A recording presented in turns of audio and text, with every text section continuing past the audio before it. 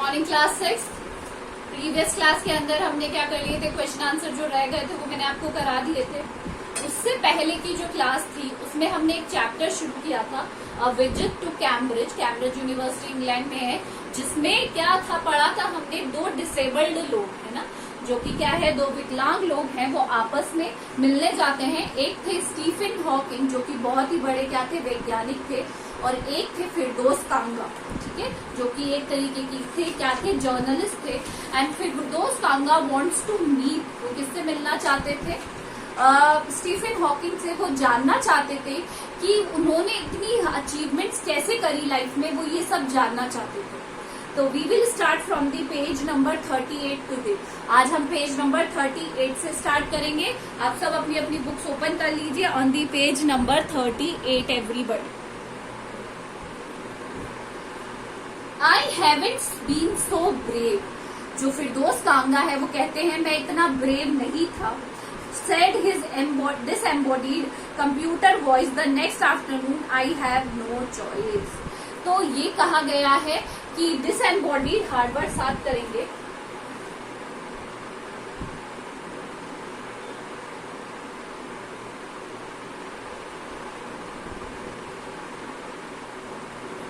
आपको मैंने पिछली क्लास में बताया था कि जो स्टीफन हॉकिंग थे वो बोल नहीं पाते थे, ही वॉज पार्शियली पैरालाइज, और उनको एक व्हील चेयर दी हुई थी और उसके अंदर वो बैठते थे। उसके पास में एक कंप्यूटर लगा हुआ था जिसमें वो टाइप करते थे, फिर उसमें से वॉइस निकलती थी।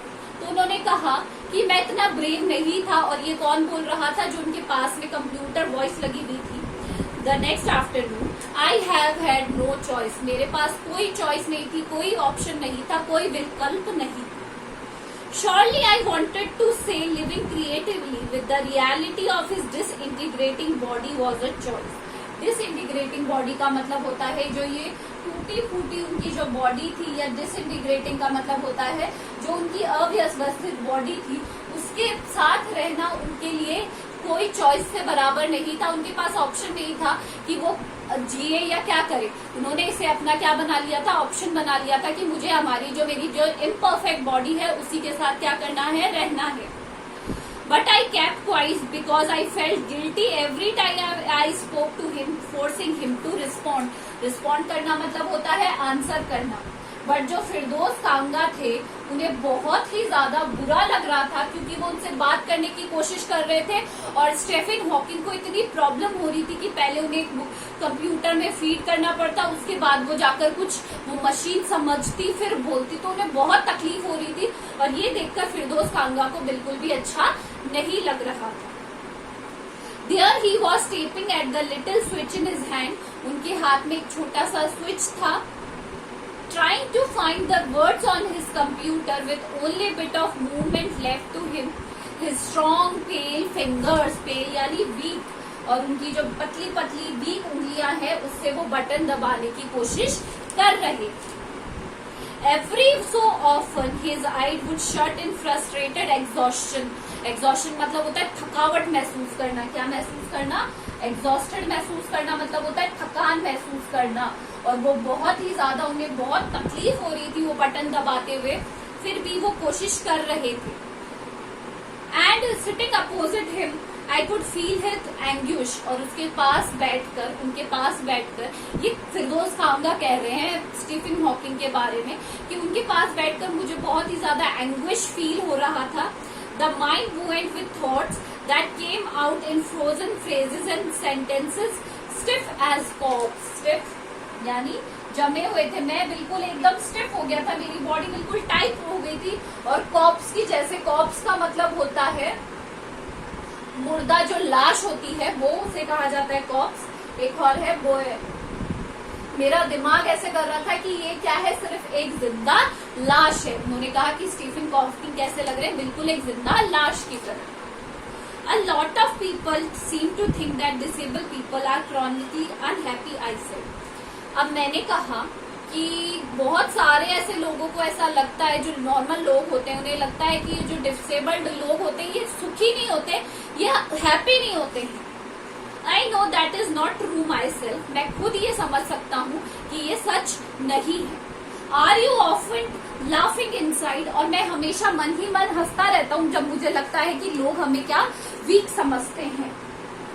About 3 minutes later he responded, अब 3 मिनट बाद जो स्टीफन हॉकिंग थे उन्होंने जवाब दिया, I find it amusing when people patronise me, मैं पैट्रनाइज करता हूँ, मैं ये अज्यूम कर सकता हूँ जब लोग मेरे पे क्या खाते हैं, पैट्रनाइज करना मतलब होता है दया खाना, जब वो क्या करते हैं मेरे ऊपर दया करते हैं। And do you find it annoying when someone like me comes and disturbs you in your work, क्या आपको बुरा लगता है जब मेरे जैसा कोई आदमी आकर आपके काम में आपको क्या करता है, डिस्टर्ब करता है। द आंसर फ्लैश्ड, फ्लैश का मतलब स्क्रीन पर आ गया, क्योंकि वो बोल नहीं पाते थे और इसलिए उनका आंसर स्क्रीन पर आ गया। यस, उन्हें क्या होता है, डिस्टर्ब होता है जब कोई इस तरीके से उनसे पूछता है आकर। Then he smiled his one way smile, आप पिक्चर में देखेंगे ये है स्टीफन हॉकिंग और वो इसी तरीके से वन वे स्माइल मतलब एक तरफ मुस्कुराना। And I knew without being sentimental or silly that I was looking at one of the most beautiful men in the world. और बिना किसी सेंटिमेंटल या बिना किसी बेवकूफी करते हुए मैं ये समझ गया था कि ये दुनिया के सबसे खूबसूरत व्यक्ति हैं। जो स्टीफन हॉकिंग है वो दुनिया के सबसे ज्यादा खूबसूरत व्यक्ति है। At first glimpse of him is shocking, उनकी जो पहली झलक थी वो क्या थी, बहुत ही ज्यादा आश्चर्यजनक थी, शॉकिंग थी। Because he is like a still photograph, आपने देखा होगा फोटोग्राफ कैसी होती है, स्टिल होती है, उसमें लोग तो होते हैं बट वो ऐसे नहीं है कि चलते फिरते रहते हैं फोटो उसमें, है ना। तो उनको देखकर ऐसे ही लगा कि वो एक फोटोग्राफ की तरह है। As if all these pictures of him his magazine newspaper had turned 3-dimensional. 3-dimensional आपने देखा होगा, इधर से भी देखने में इक्वल लगती है, तो उस तरीके से लग रहे थे। Then you see had twisted sideways into a slump.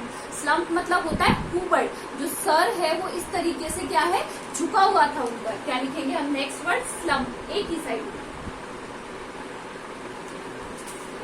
The torso shrunk inside the pale blue shirt. The wasted legs, you look at his eyes which can speak still, they are saying something huge and urgent. उनका सब कुछ एकदम समान still तौर पे था, but सब कुछ स्थिर था, बस एक आंखें ही थी जो उनकी क्या कर रही थी, बातें कर रही थी, बस उनकी जो आंखें ही बहुत ज्यादा एक्सप्रेसिव थी। It is hard to tell what, but you are shaken because you have something you never thought could be seen. But आपको ये बिलीव करने में बहुत ज्यादा दिक्कत होती है कि आप जैसा सोचते हो सामने वाला वैसा नहीं निकलता है। Before you seen like a lantern whose walls are so worn, so thin you glimpse only the light inside is the incandescence of a man. यहाँ पे लिखेंगे incandescence।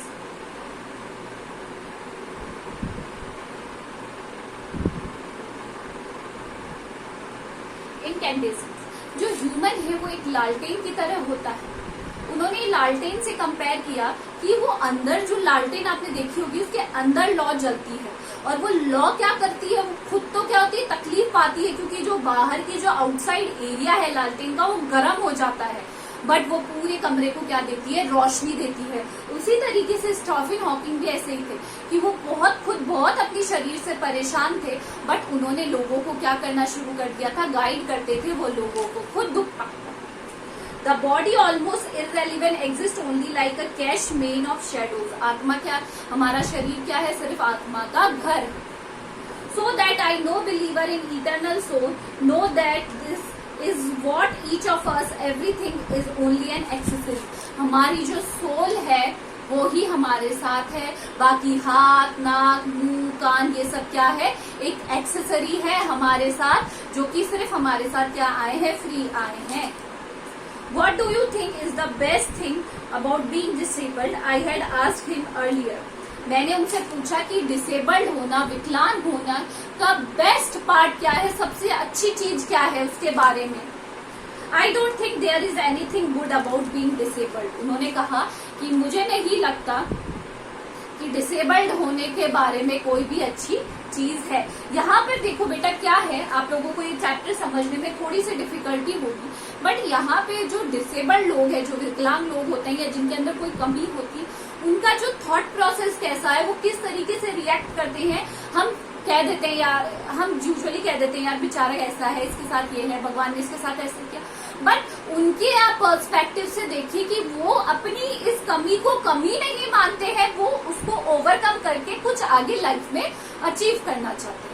आई होप आपको समझ में आ गया होगा। नहीं आता है आप मुझसे बात कीजिए, मैं आपको समझा दूंगी पूरा चैप्टर अगेन एंड अगेन।